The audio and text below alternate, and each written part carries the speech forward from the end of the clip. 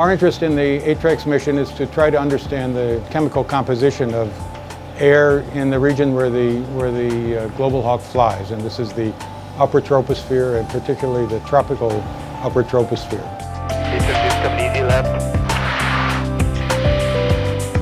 So we look at air, the composition of air at different altitudes to understand what happens to the chemical compounds in the air, how they're degraded, and also how they're transported from the upper troposphere through a layer of the atmosphere called the Tropopause layer, and ultimately into the stratosphere, where some of the types of compounds that we look at participate in chemical ozone destruction in the stratosphere.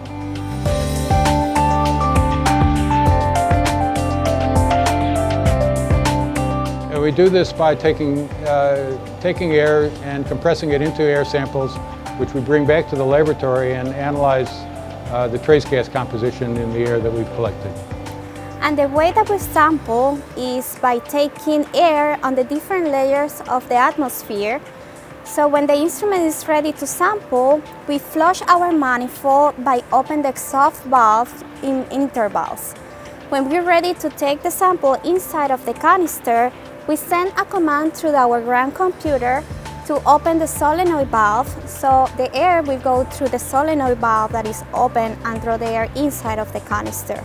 So during a flight, we will collect at various intervals through the flight a total of 90 canisters through the flight, which is actually quite a lot for us to measure. We have 90 canisters because that was the way that we need to set it up inside of the Global Hawks just for the space needs. And these are custom canisters of 1.3 liters. To get the air from the atmosphere, we use this manifold that is connected to an inlet outside of the aircraft. This one is our inlet when we draw the air and goes inside of the canisters. And the canisters are inside of the Area 61 on the aircraft.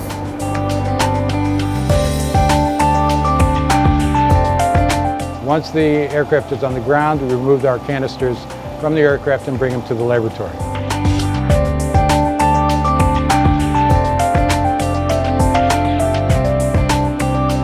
Laboratory, and what we see behind us is the analytical system that allows us to measure the chemical composition of the air in the canisters. Over here is starting from one side to the next, is the computer control that operates the system and stores the data that's generated by the analytical system. Next, we have our reference gases, which are used to compare, which are of known chemical composition, which we use to compare against our unknown samples that are collected on the aircraft. These gases, samples from these gases, are introduced into this system, which separates the very minor trace gases that we're interested in analyzing from the bulk of the air, which is nitrogen and oxygen. That's removed, and we collect the trace gases that we want to analyze in this system. Next, the mixture of gases which are collected on here are transferred by using heat to the gas chromatograph. The gas chromatograph separates this mixture of compounds into individual components over time. During the course of the analysis, as compounds are released from this mixture and separated in time, they go into different detectors. One of the detectors is a mass spectrometer, which is very specific for individual compounds that we can detect and know specifically what the compound is. We also use two other detectors, a flame ionization detector, which is sensitive just for hydrocarbon type compounds such as ethane, propane, light hydrocarbons, and also an electron capture detector, which is sensitive to a range of compounds that contain halogens, which is one of the groups of compounds that we're interested in analyzing.